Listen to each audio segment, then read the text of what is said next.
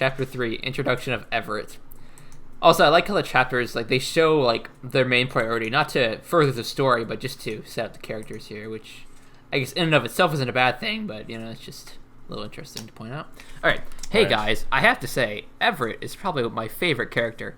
But it's not by a lot. Introduce her, my god. It's like, I love how, like, to backpedal, like, in the same sentence for that. Probably my favorite character. But I mean, like, not by a lot. I'm just saying, Yeah, so if you don't have to like her the best, but if I was at gunpoint and I had to pick a character I liked, it'd be Everette. Right. I feel like I can relate easily to her. Warning, this chapter contains light violence, such as possibly stick beating, light gore. Up to and including stick beating, but nothing worse than that. Yeah. Light gore and implied kidnapping at the end. What the fuck? Wait, did it say that for the previous two? Implied kidnapping? No, the first two were actual kidnapping. Oh god, this is even worse. Implied. At least more to the imagination. Yeah. He pulled out a bag that said kidnap bag, but he just stood there, so he's like, okay, maybe. Okay, implied kidnapping at the end, since we know that it kidnapped all 6 people. 6. Fucking spoilers. Jeez, yeah, right? Feel free to comment and ask any question you may have about me or the story.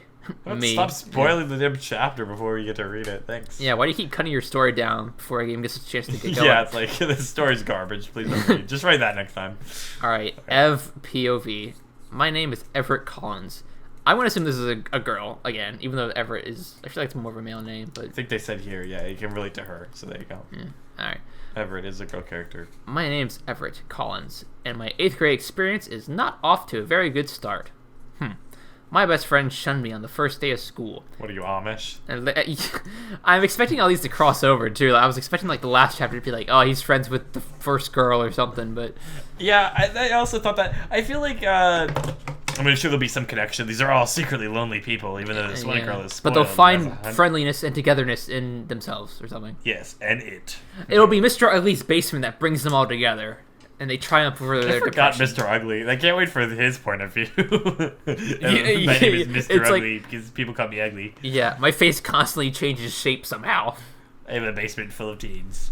They'll make fun of me. Mr. Ugly isn't my real name, by the way. They just call me that. The implication is that I kidnapped them all. Mr. Ugly's chapter is going to have a massive low self-esteem warning at the beginning. Oh, man. Yeah, for sure. Where were we? With the shunning thing. I feel like people use that. It's like, what actually happened there? The first day of school, just no. Yeah, my best friend shunned me on the first day of school, leaving me to fend for myself. Now she hangs out with the popular crowd, and probably doesn't even know that I exist anymore. I tried to make new friends, but I don't really know how to start. Her name is April, and now she and her new friend Heidi make fun of me for being too pale and having an odd sense of fashion. Is this like 2 of the 3 characters that are like really pale, or is this all 3 of them? Maybe Mr. Ugly. Well, I think if you're counting Mr. Ugly, then it's 3. Yeah. I was like, maybe Mr. Ugly's motivation is like he wants to be friends with people like him. Yeah. Or he thinks they're his own kind. Like he's actually like a weird species that's just like very white and pale, and he's like, oh, these are my kind. The main girl, they went out of her way to specify that she was very tan. So oh yeah, I remember that now. So yeah, so I guess it's like these 3 pale characters and her all hanging out in the basement.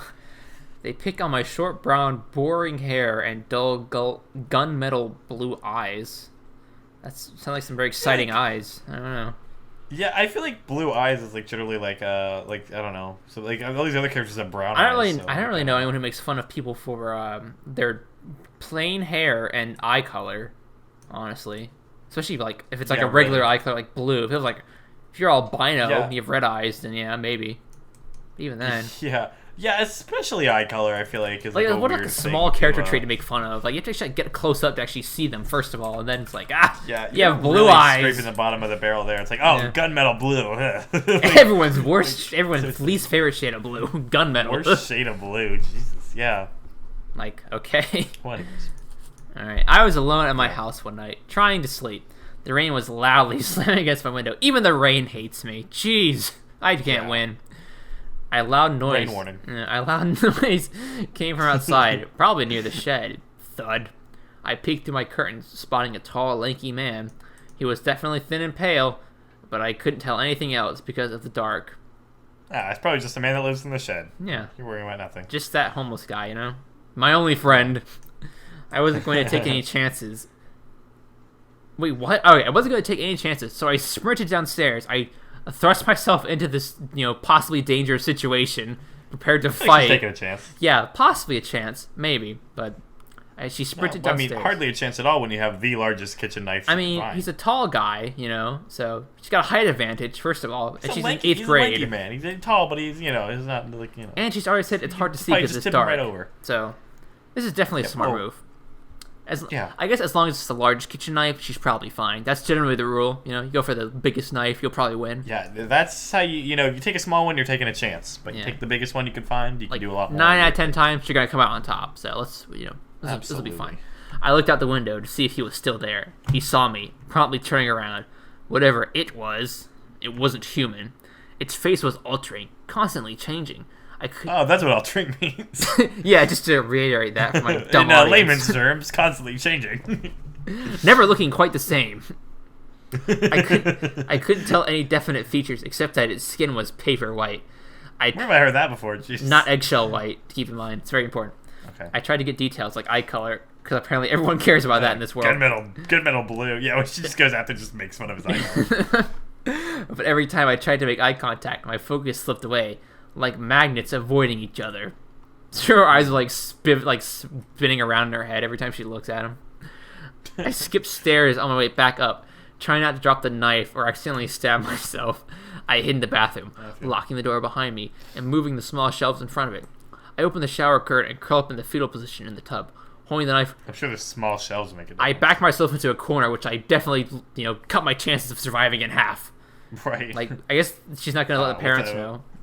Yeah, cut those chances in half with a large kitchen. Thud, thud, thud. The front door cracked and squeaked as it burst off the hinges. Did you say cracked? No, it cracked and squeaked. Oh, okay. It must have been a weird Hangouts blip there. Cracked and squeaked as it bursted off the hinges, as if begging for its life. Okay. Oh, I do also crack and squeak when I beg for my life. Like a mouse eating a cracker, I guess. I don't know. That's how I beg for mercy. That would have been a better analogy. Its footsteps were loud and uneven, as if it were trying to break through the floor. The stairs creaked under as it came for me, checking every room before finally moving out of the bathroom. Like, it looks in the parents' room, it's like, oh, I don't want to disturb them, so I'll just... He closes it quietly, gently. It's like, the parents aren't pale, like yeah. They were too dark, so we couldn't see them in the dark room, I guess. Yeah. That's the implication, I suppose. Everett, why do you hide? The others are waiting for you, nice and cozy. They are waiting for the last girl, and that girl is you, dear. Don't fight. It'll all make sense soon. None of me believed that any words in any human language could explain what I saw. Nothing could possibly make sense soon. The door creaked, turning agonizingly slow. I guess it's basically begging for his life. I guess she wanted to hurry up and kidnap her already. He opened the door with no problem. I mean, as you would expect. I mean, she barricaded. She even moved the small shelf. Holy shit! That's right. I forgot. She barricaded it with this brute force. With a small shelf, as it says. Like, I put a roll of toilet paper in front of the door just to be safe, and he burst through that too. Everett, I know where you are, he said in a sing-song tone. Wow. Everett, I know where you are. Get ready for he burst into song. Basement of Teens to hit the stage. Yeah. It's all for a musical. Yeah. He pulls off his face to reveal it was a mask the whole time. Oh man, my favorite number. Everett, I know where you are. He said this. I could make out the shape of a shadow through the curtain. Holding back a whimper, I gripped the knife so tight my knuckles turned white. In one swift moment, He threw open the shower curtain, grabbed the vase from the counter, and smashed it against my skull. I felt the blood trickle. Some light violence. Light violence. But oh my god, there's some self-esteem. So gotta bail. Even mention of blood here. Jeez, I feel the blood trickle slightly down my forehead as I slip into a deep sleep, but not the world of unconsciousness. She has not gotten that far yet, I guess. Yeah, they basically the same 3 stories over and over again with like a very slight, way of working. Really putting the rule of 3 into good effect here, you know. Oh yes, can we introduce the other 3 girls? Allegedly. Oh god, that's right. There are 3 more. Jeez. Yeah. Well, I guess they'll just get the once over. Author's note here. So, what did you think? Just so you know, I'll try to specify in future chapters. The order of POV is Iva, Sage, and Everette. I don't have the 3 others POVs because then I would have to write 6 chapters of the same exact things, or just don't write 3 chapters of the same things. That's also an option. Or make them. I feel like she's identifying a problem with this. It's like, the way she's writing, is that it's maybe not fun to hear the same thing over and over. But make no mistake about it. Hearing the same story 3 times is bad enough. Like I thought it was going to reveal a bit more information about the kidnapper with each, and that's why. But nope, still formless, shapeless face here, and just very pale. And that's it. And also, you can't really see his eyes, I guess. So there's that. Yeah, I mean, it says 6 introductions, which, 6 introductions for 6 characters makes sense, and it says 6 of everything else, so would that be, like, the entire story? Yeah, like, I feel like this rule of 3s? This makes sense at the beginning, you set everything up, but then it's like later you would stick to maybe 1 or 2 even perspective shifts, because if they're all going to be the same Cellar, then it's like, okay, well... This is almost like the Pan's Kiss style, right? Yeah. Where then, like, switching between her and Dee, but, like, it just, like, never made sense. Like, one character's in the far right corner of the Cellar, there's in the far left, and, very different perspectives they're getting on things, Right, like, the same conversation they experience, but, just from, the other perspective. Like, it's like more of an echo on one side, I guess, Yeah, alright. I squinted my eyes a bit more to see the character, and there you go. Yes, because it was darker on that side of the Special thanks to ZSky13. The character I was talking to was less pale. Special thanks for getting me to finally put something up on Wattpad. They are lovely little ducklings that you should probably follow. Probably, but you don't have to, so I won't. I am currently eating a bagel with peanut butter on it, and it's very yummy. Quirky. Hope you like my story so far. If you have any questions, comments, or suggestions, feel free to say something. Thanks. Love Viddy. Alright, the usual suspects here in the comments we see. Right. Cat Lisa, does this thing... Oh, it looks like Bipolar Express didn't make an appearance this time. She wasn't feeling it today, I guess. Hope she's alright. Does this thing pick on unpopular people whose best friends dump on them? I thought this was about to say, does this thing pick up at some point? I was like, wow, that's pretty scathing for this commentary section. But no, come on, that's a little too harsh. Yeah. Only polite. Like, the gloves are coming off. It's like, alright, this thing first 2 chapters, whatever, 3 chapters, I'm done. I'm calling it right here. Yeah. This needs to get 20 likes before I post another one. Lol, nope. Iva is really popular, and she dumps most of her friends because she has trust issues, trademark, and wait, what? And neglect and abandonment issues. Her dad left when she was young, and her mom doesn't pay attention to her. Boy, that's some... Oh, thanks for the exposition. Yeah, that's some good, out of the main story kind of exposition that might have benefited maybe, but whatever, that's not important, I guess. The guys are all pretty popular too, though. Well, the guys aren't getting kidnapped, which and they're also exactly not existent at this point, right? Yeah, really. All right, and I think there was a one mention of a Max or something. Oh yeah. And Creeper goes on to say, well, Iva was really popular before her friends all moved away. She's still pretty popular, even though she doesn't really hang out with a bunch of people. I felt that they should be that way because they wouldn't be trying to put up a facade, and they would see past the surface of the situation. Also, I wanted readers to sympathize with them more.